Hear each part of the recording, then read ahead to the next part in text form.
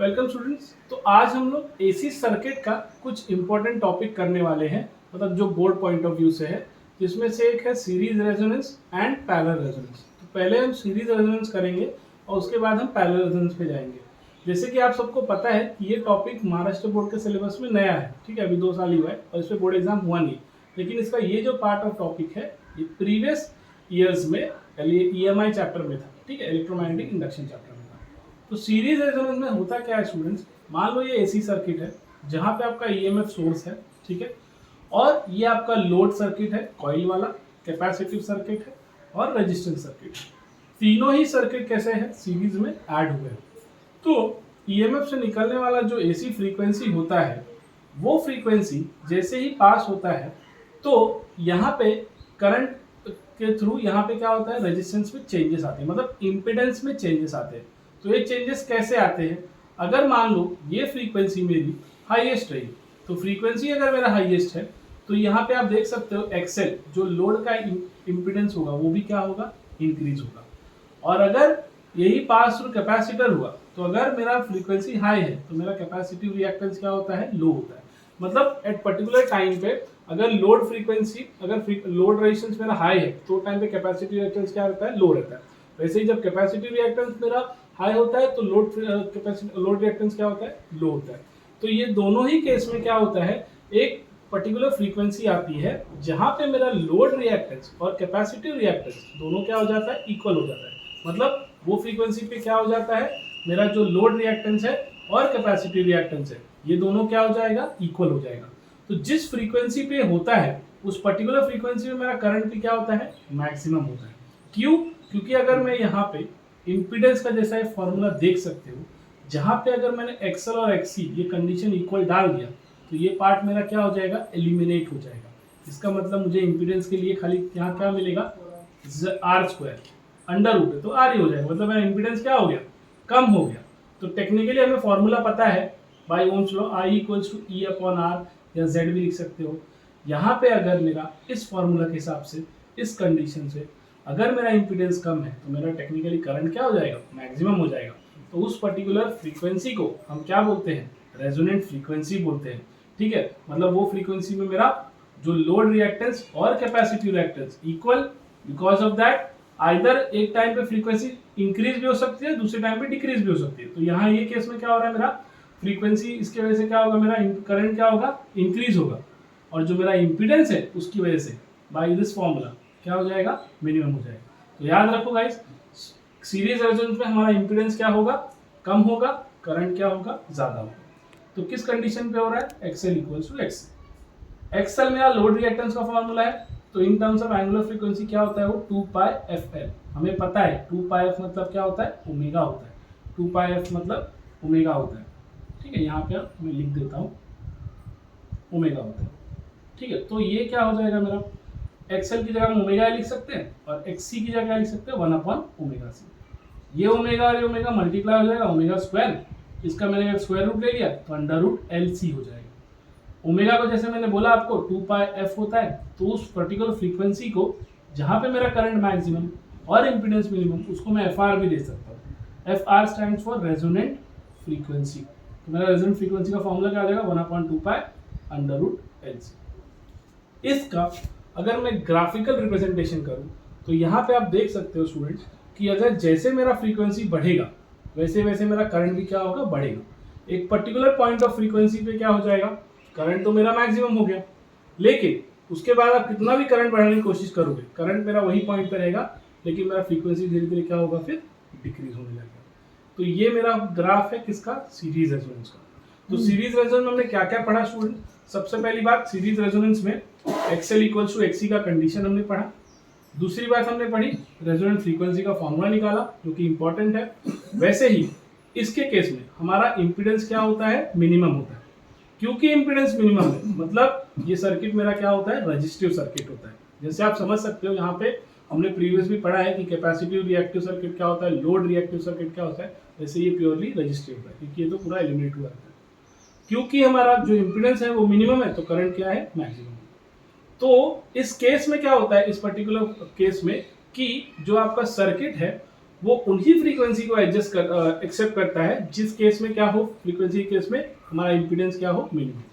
अगर इसके अलावा और कोई भी अगर इम्पीडेंस आया तो उसको ये सब क्या कर देता है सर्किट, रिजेक्ट कर देता है। तो खाली ये किसको एक्सेप्ट करता है, वही वाली फ्रीक्वेंसी को एक्सेप्ट करता है जहां पे मेरा इम्पीडेंस मिनिमम होता है और करंट मेरा क्या होता है, मैक्सिमम होता है।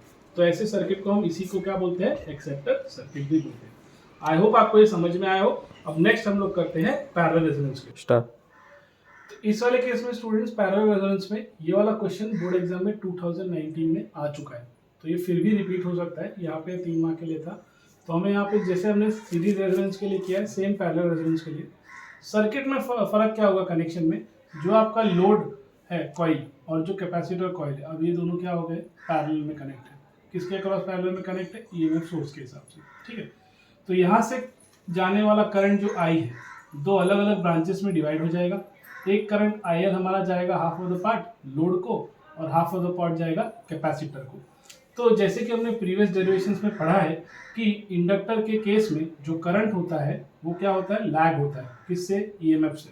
हाँ, और उसी तरह कैपेसिटर केस में जो करंट क्या करता है, लीड करता है। तो हमें ये दोनों चीज़ याद रखनी है कि इंडक्टर के केस में करंट क्या होता है, लैग होता है ईएमएफ के पीछे, और यहाँ पे कैपेसिटर सर्किट में करंट क्या होता है, लीड करता है। हमें ये फॉर्मूला पता है IL का, ठीक है। तो जहाँ पे हम आई नॉट की जगह ई नॉट बाय एक्सएल लिख सकते हैं, sine omega T minus pi by 2। वैसे ही इन केस ऑफ कैपेसिटर, क्योंकि जो करंट हमारा होता है क्या करता है, लीड करता है, तो इसीलिए हमारा ये क्या हो जाएगा, omega T plus pi by 2 हो जाएगा, ठीक है। तो हमारा नेट करंट जो आई होगा वो क्या होगा, ये दोनों करंट का एडिशन होगा, that is IL plus IC। IL का वैल्यू हम ये ऐसे उतार देंगे यहाँ पर, और IC की वैल्यू को भी यहाँ नोट डाउन कर देंगे। तो हमें ये ट्रिग्नोमेट्री फॉर्मूला से पता है ओमेगा टी मतलब थीटा माइनस 90, वो क्या हमारा क्या होगा, कॉस माइनस थीटा ही होता है, that is e not upon XL, ये हो जाएगा माइनस कॉस थीटा। वैसे ही theta plus 90 will be nothing but sine theta plus 90 will be cos theta. ये दोनों ही केस में आप देख सकते हो, यहाँ पे जो कॉस ओमेगा टी है, कॉस ओमेगा टी यहाँ पर भी है, यहाँ पे ई नॉट है, यहाँ पर भी ई नॉट है। तो हमने ई नॉट कॉस ओमेगा टी क्या कर लिया, कॉमन ले लिया, अंदर क्या बचेगा, ये जो 1/xc वाला है इसको मैंने पहले लिख दिया, और बाद में 1/xl वाला जो नेगेटिव है उसको मैंने बाद में लिखा। E not cos omega t as it is रखा।